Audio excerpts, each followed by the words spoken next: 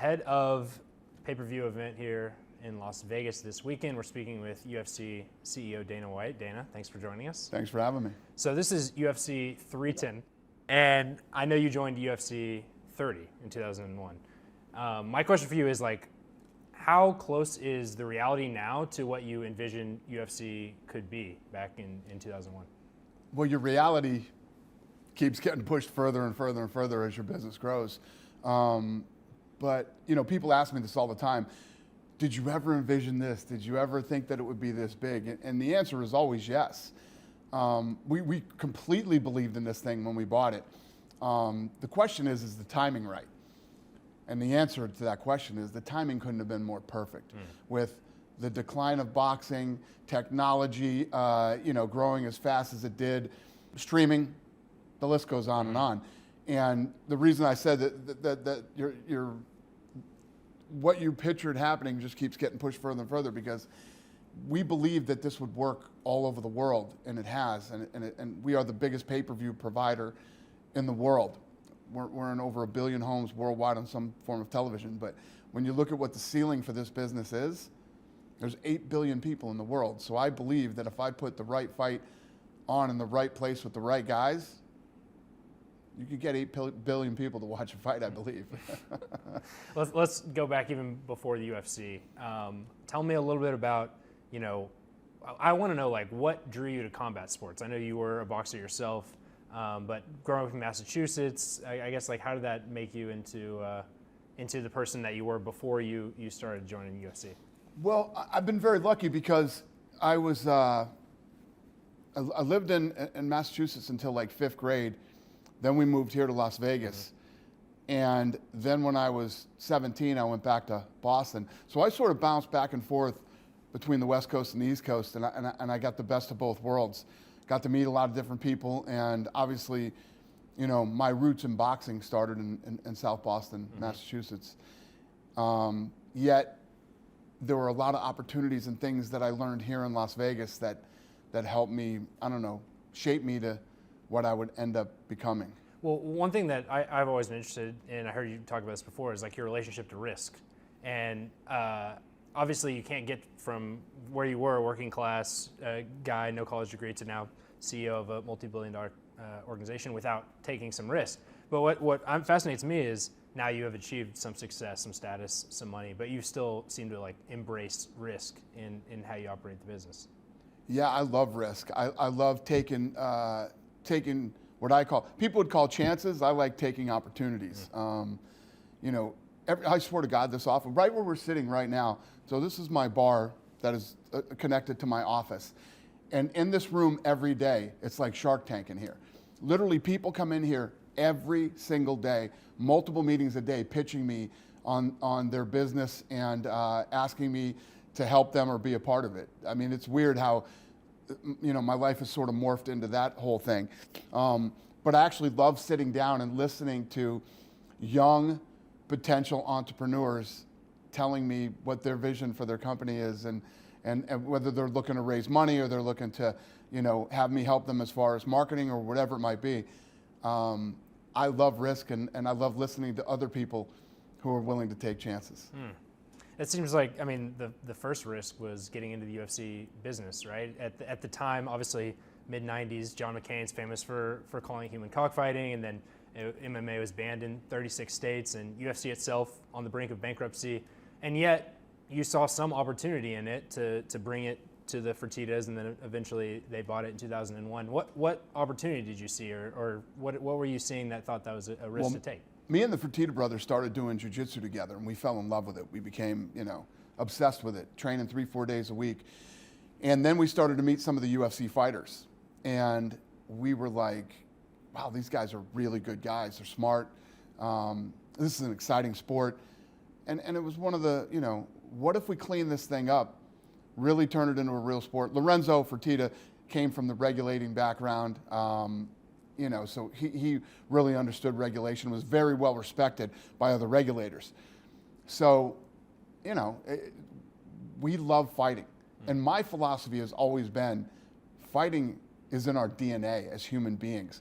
No matter what color we are, what country we come from, what language we speak, we like fighting, And one of the most fascinating things about fighting is when you have somebody that looks like you, talks like you, and comes from where you come from, and they're looked at as the baddest human being on earth, your people surround you and support you. Whether it's Manny Pacquiao, Conor McGregor, when you take all these different people from around the world, Alex Pereira from Brazil, George St. Pierre from Canada, it's very cultural. Mm-hmm. And when you get these guys who are looked at as the best in the world and they're taking on guys from other countries that are looked at as the best in the world, there's nothing more exciting and there's nothing bigger. And what we did is we figured out a way to package the whole thing professionally, make it a professional sport, yet make it really exciting and entertaining. That's why I still to this day am one of the only, probably the only sport that controls all my production. I put on all the production. Mm-hmm. I don't let any of the networks handle my production. In those early years, though, I think I read somewhere that at one point you guys were like $44 million in debt, right? Was there ever a point where you thought about cutting bait, or you said, we tried this and it didn't work out? Yeah. So one day I was at the office and Lorenzo called me and he's like, I can't keep doing this. Me and my brother can't keep funding this thing. It's getting bad. So I need you to go out and see what you can sell this thing for. So I thought it was over. I started making phone calls that day, and at the end of the day, I called him back and I said, 7 or 8 million. Could probably get 7 or 8 million for this thing, in my opinion. And he's like, all right. He said, I'll call you tomorrow. And then I thought it was over. And the next day I'm driving to work and Lorenzo calls me, and this is literally, quote what he said, fuck it. Let's keep going. Do you remember when that was? No. Okay. But I remember it like it was yesterday.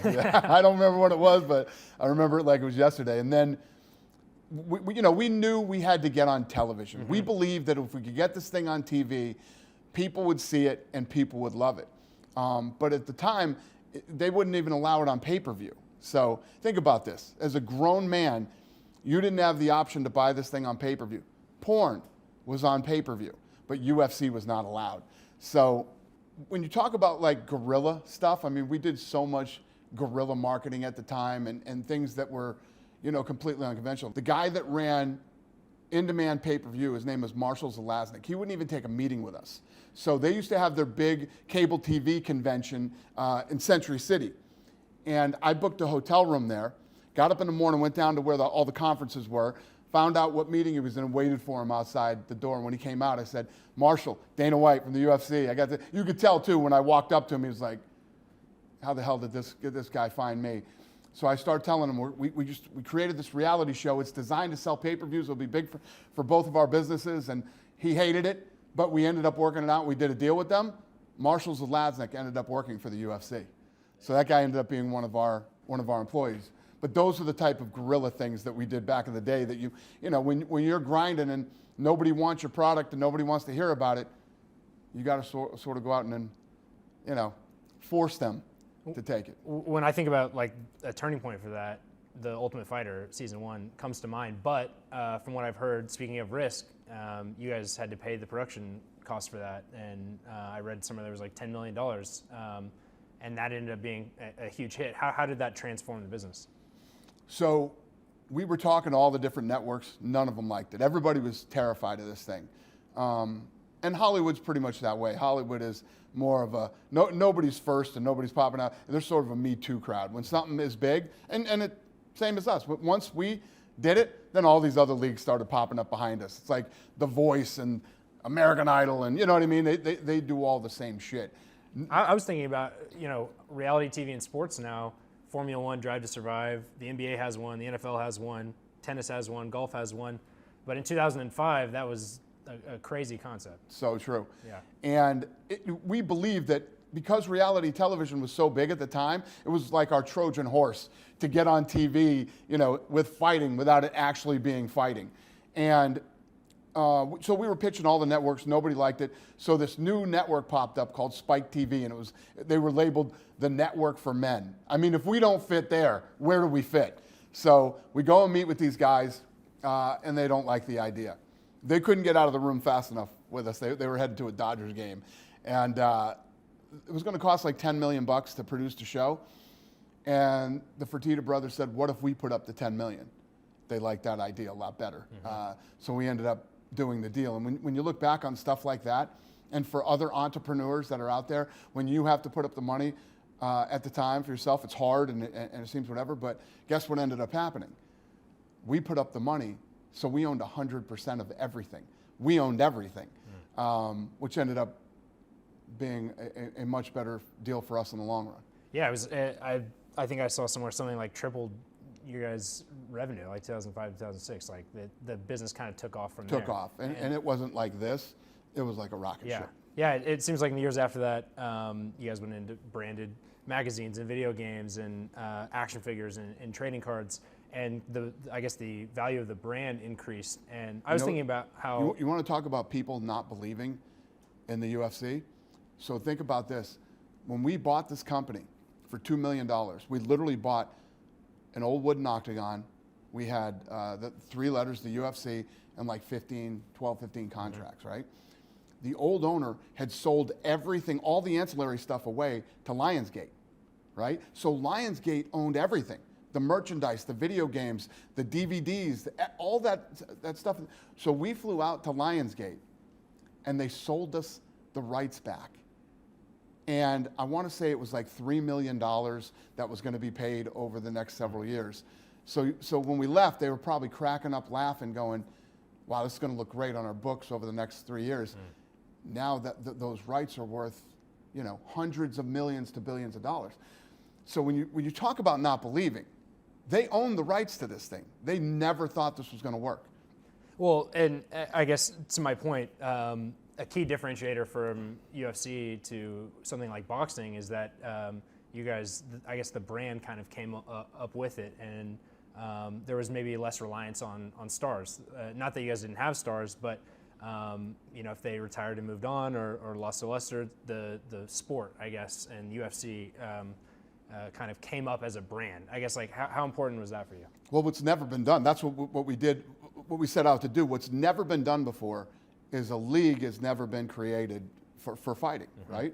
So if you think about anything, any type of business where trillions of dollars have been generated in revenue. If you look at boxing, right? Trillions of dollars. And at the end of the day, there's nothing there. Every fight, I say this all the time, is like a going out of business sale. They'll jump in, put on a fight, grab as much money as they can and take off until they make another fight. We always set out to build a brand and a league, and it's like our fans trust us so much and know that we will deliver a good product that when we put a fight up, when we announce a fight, tickets almost sell out before we even announce who the main event is because they know that we're going to deliver. And when fights fall off on the card, nobody freaks out and panics and starts getting rid of their tickets because they know we're going to bring something that was as good or even better than the original fight. So we've built a brand in fighting that people trust, which was very important to me from the get-go, because being a huge boxing fan, every time I would stay home on a Saturday night and watch a fight, and I would turn the TV off, I'd go, they got me again. They sucked me in for, $60, $70, and that fight sucked. And I wanted to make sure that when we built the UFC brand, that our fans were, trusted us and trusted the brand. Well, to that point, I mean, not to jump ahead too much, but from $2 million in a wooden octagon to 2016, when Fertitta sold to WME-IMG Endeavor for $4 billion, I guess, like, why was that the next move to make for the company? And then also, did you ever consider sailing off into the sunset? Why did you decide to stay on? Yeah, so it was a weird time for me. I didn't want to sell. Lorenzo did. And it was at the point where, Lorenzo finally had to sit me down and said, you're my best friend. I'm done. I want to move on. Be happy for me, okay? And, once he put it to me that way, I understood it better, I guess I would say. But yeah, I wasn't ready to sell. I'm not done now. I mean, I love to do this. I wasn't sure how it was going to be after the sale. And, what I kept saying to him and Frank was, don't sell this to somebody that, A, I'm going to be miserable and not want to work with these people, or B, end up leaving because of whatever the reason is. So there were two guys at the time, David Levy, who was from Turner, whom I always liked and respected, and then Ari, who at the time was our agent. So I was like, one of these two guys, I can work with and be happy and whatever. And it ended up being Ari, and sitting right here, right now, after, we're coming up on 10 years, it couldn't be better. How do you think about your role now? Because obviously it's very different than being a CEO of, some other company, right? You're making the matches, you're kind of the fight promoter, you're the face of UFC. I think a lot of people just assume that you're the owner, kind of like a Vince McMahon type, right? Just because you're so synonymous with UFC. But how do you think of your role now for the company? I love it. I mean, it hasn't changed much. I do exactly what I always did, but everything has gotten better. I think that my relationship with my team has gotten stronger over the last however many years. We have people here that have worked here for 20 years, and the turnover rate here is nil. A couple people will leave here and there because they maybe got a better opportunity. But I love coming to this. The campus here is incredible. The people that I work with every day I love, and we just continue to kick ass, and I love this business, love this sport, and love this company. The other big moment I have to ask you about, because it's that next big risk moment, is 2020 with the pandemic. You guys were the first sporting event to come back, and for a while the only sporting event. What I'm curious about is, like, do you see that as a big business opportunity for you guys, or what went into that decision and how risky was it? No, there's a lot of different layers to that. Okay. First and foremost, now after we had sold, now we're a big, huge company. We're part of we're under the umbrella of in a portfolio of many other companies, and you know how that works.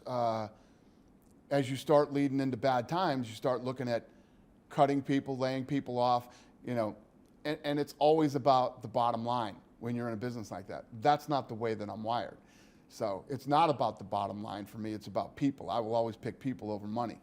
And at that time, the thing that pissed me off was what's going on. I own an arena right next door here, right? So in my hometown, I don't need to pack the arena or do any of that. I need a couple fighters, I need some commission guys, I need some production people. And we can beam this thing out all over the world. We had social distancing and masks and all the stuff that was going on during that time, and we would have abided by whatever the standards and rules were. And the governor here still wouldn't let me do it. So my thing was this: I never understood COVID. It never made sense to me. I can go in a crowded restaurant and eat and take my mask off, and I can put it back on after I'm done eating and walk out. And so there were a lot of things like that didn't make sense to me, number one. Number two, my employees and my fighters. And number three, I'm not a go hide in my house kind of guy. It's not how. If this is what's going to happen to all of us, this is how it ends. It's not going to end with me hiding in my house. Mm-hmm. It's not going to happen. Mm-hmm. So that was sort of my mindset going through COVID. I said, all I need, I can set up on an island. If there's some infrastructure there where I can actually do production, I just need an island or somewhere where I can put on fights. Ended up working out a deal in Florida, and ended up working out a deal in Abu Dhabi. We ran our business through COVID. Everybody got paid. We honored every contract, and our business grew something crazy like 77% through COVID. Yeah, I mean, that's what I was going to ask, because obviously that was a moment where I think in a lot of circles that showed some alignment with a conservative political movement that was anti these COVID restrictions. Whether you were thinking about that as, again, like a business move, or whether there's some deeper, moral stance being taken that, I think it was a combination of everything. Like I said, there were a lot of different layers to that. Well, let me tell you this, right? The UFC, as a human being, the UFC is this rocket ship of success, right? Every year, we have these great Christmas parties. We got one coming up here in the next week. And I stand up on stage and tell my people how much I care about them and how much I love them, right? And it's a fact. And all of a sudden, we roll into the scariest time in my lifetime. I'm 55, scariest time in my lifetime. And I'm going to tell all these people that have helped me build this business, I know this is horrible and I don't know what the future holds, but I got to lay, 37% of you off. Good luck, everybody. I hope you make it. I hope you all make it through. That's never going to happen here, ever, under any circumstances. When you lead your family, your business, whatever it may be, you figure out solutions to problems and you take care of everybody, not just yourself. Because let me tell you what, I got a pretty nice house. I could have held up in my house for as long as it took. That's just not me. That's not who I am. And I'm never going to do that, no matter what anybody tries to tell me. We're going to try to this is America. We're going to figure out solutions to problems, and we're going to take care of other Americans. And you're going to take care of your people that have been with you taking care. You know how many people missed their kid's first step, plays, practices, games to help build the UFC? And then COVID hits, and I'm going to lay 38% of them off? That's never going to happen, ever. Yeah, I mean, I feel like I have a similar sort of question with your relationship with Donald Trump, right? Because he was an early supporter of UFC, and there was kind of that loyalty built then that it has persisted through the years. It's been a friendly place for him to come to after he left office in 2021 and in 2023, and gotten applause and that sort of thing. But like, I guess how much of it is the personal relationship that you have with him, and how much is, I guess, sort of an alignment of core audiences, if you will, like a sort of a symbiotic But relationship? we didn't know that. We didn't know that at the time. When everybody was going after him and, doing what they were doing to him. I've known this guy for a long time. He's a good man, and I like him very much. His family are good people. And he asked me to support him. Think about this. So forget about all the other stuff in the middle. In the early days of the UFC, this thing had such a bad stigma attached to it. We were just talking about, could we even get it on pay-per-view, let alone TV? Trump brand here, UFC brand here. He got it, he liked it, he saw it, and he said, come to Taj Mahal, we'll do the events. We did 2 events. He showed up for the first one, stayed till the last, and after that, he's doing Donald Trump stuff, and I'm doing my UFC stuff. Every good thing that ever happened to me in my career, this guy would reach out and say, congratulations, I always knew you were going to make it. This, that. All these things that just make you a good human being. That's who Donald Trump was. And Donald Trump has been a good friend to me.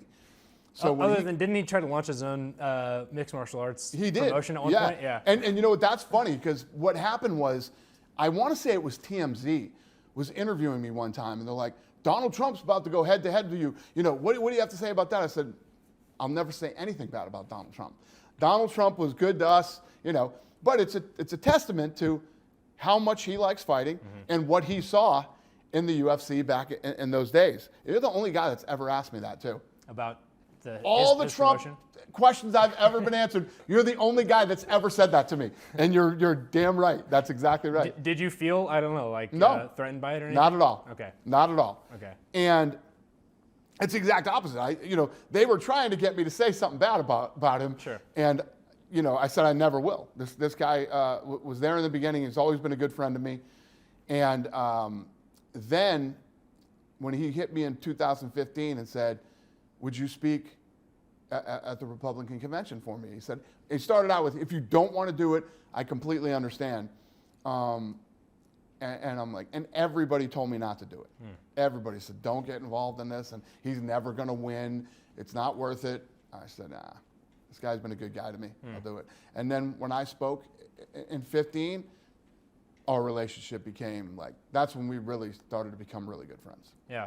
Yeah, I mean, I'm less interested in what are Dana White's politics. I mean, I've heard you say that you're not interested in it very much at all. But you mentioned you didn't know it at the time, but this sort of alignment between what UFC has always stood for and its fans, this sort of anti-establishment, individual, masculine, aggressive, fight for what you believe in sort of thing, seems almost inextricable with I guess his supporters and. But with everybody, Not just, hey, right, conservative, Donald Trump stuff, make America great again, and all this stuff. During all the madness that was going on at that time, we had a fighter named Tyron Woodley. Tyron Woodley, I didn't put Black Lives Matter anywhere or any of the stuff that was going on, all that stuff, but Tyron Woodley came out at a press conference, and every question that was asked him, his response was Black Lives Matter. He's a grown-ass man who has his own beliefs and what he wanted to stand for. Then we have, Jewish fighters. We have Russian fighters. The world is an ugly place, and there's conflicts going on all around the world all the time. We don't tell grown men and women what to do, what to say, what to believe in. Never once through my whole Trump thing have I ever told any of my employees, not only do I tell my employees who to vote for, we don't even go, hey guys, it's November, get out there and vote. You're all grown men and women. Mm-hmm. If you want to go vote, go vote. If you don't want to vote, don't vote. When the COVID thing happened, we had the vaccine, right? We had, if you wanted it, you could take it. If you didn't have to take it. It was not mandatory here at the UFC for employees or fighters to be vaccinated. But if you wanted it, we'd help you get it. Whichever one you wanted to take, we'd help you get it. We don't tell grown men and women what to do. This is a free country, and you can do whatever you want to do. Sure. It must be, kind of like MAGA aside, it must be kind of surreal given where you've come from that now, the President of the United States, like I was listening to a podcast you did in like 2015, and it was after the Ronda Rousey Holly Holm fight, and it was like Trump had tweeted about the fight, and it was like, how crazy is it that a presidential candidate is tweeting about UFC, right? 10 years later, you're maybe not in the inner circle, but you're in the circle, and you're speaking at his victory rally. That must be kind of a wild sensation, no? Yeah, well, it's the relationship that he and I have built over the last, I guess you could call it, really, our relationship has become very strong in the last 10 years, you know what I mean? And yeah, he is a very, very good friend of mine. When I was flying to Italy for my vacation, my wife woke me up and said they shot him. I was sick to my stomach. I thought he was dead when she said that, because she didn't know either. She just had read it on her phone. So I started blowing his family up, and they hit me right back and said, he's at the hospital. We don't know a lot either, but we know he's okay, and And then I called him as soon as I landed, and he answered the phone, and he was already home. And he was like, yeah, they didn't get me. He is the most resilient, badass. He's one of the toughest guys I've ever met. And that iconic picture of him now that will go down in history forever, of how he reacted to being shot at 7 times and being hit in the ear. You can't be more presidential than that. It's incredible. Let's end with Power Slap. So I wanted to ask you about this because, and you've mentioned this before, but it is such a similar position to what people were saying about UFC in its beginning, that it's barbaric, that it's it's only legally sanctioned in one state. Not a sport. This is gross. This should never happen. But you mentioned earlier that there's kind of this base instinct of people love to fight. So you see a growth potential there. Why is that?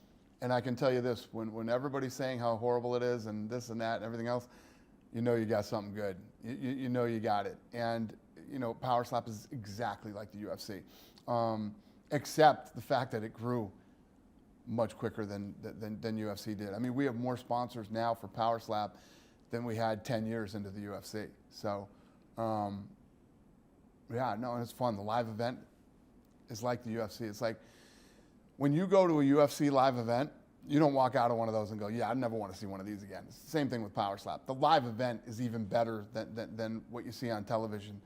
And it's actually been fun for me, because it's like, almost like if you built this incredible business, then you had the chance to go back and do it all again, and it's almost identically the same. It's what I'm getting right now with Power Slap. So it's been really fun for me. I assume, you probably have a bigger stake in it or more invested in it. Whether that part of the motivation was, hey, I can kind of like build something of my own here from scratch.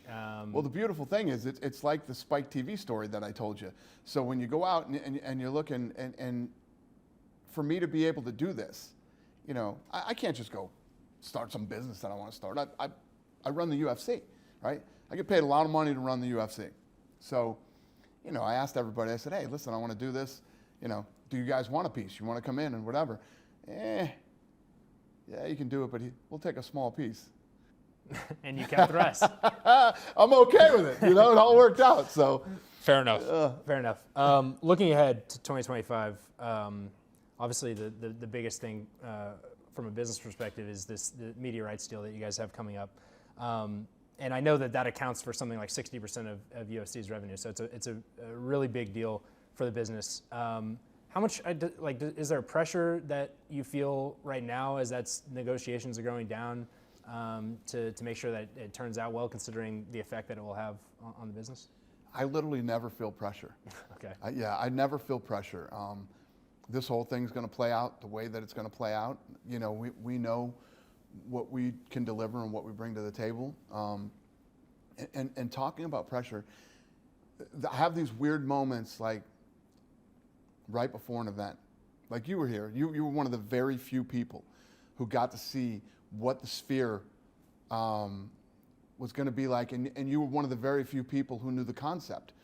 Because not only did people not know what the hell was going to go on at the Sphere, they didn't even know what the concept was or what it was going to be, and I wouldn't even let one image go out.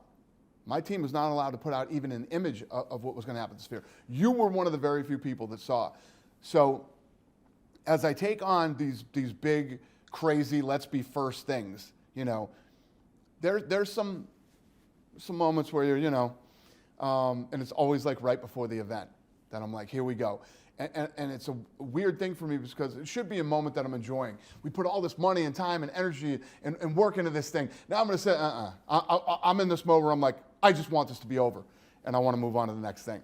So if there's anything that I would consider myself nervous, that's probably it. Okay. As we're going into a big event, and I just want it to be over. I want to nail it, and I want it to be done. Instead of sitting back and going, oh, this is awesome. Look at this is great. Let me be in the moment.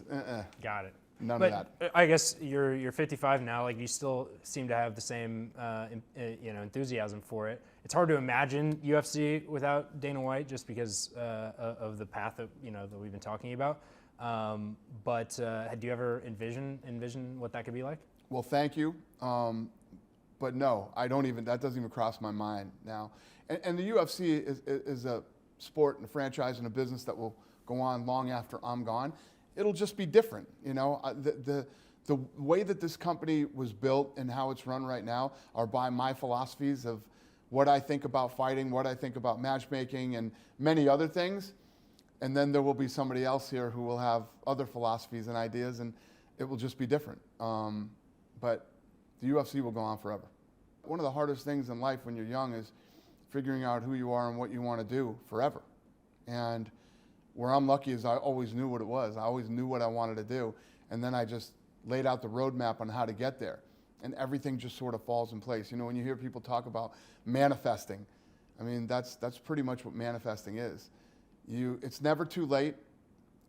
You're never too young. You're never too old to get up the next day and decide, this is who I am going to be, and this is what I'm going to do. And then you get up every day grinding until it happens. And I still do that to myself. I have a quote on the wall in there by Bruce Lee that talks about pushing yourself to limits that if it kills you, it kills you. Even now, I'm 55, and every part of my life, I try to figure out how I can be better tomorrow than I am today. With my personal life, with my health, with my business, with my employees. How do we get better every day? So that's sort of my mindset, even now at 55. Awesome. Thanks for joining us. Thank you. Thanks for having me.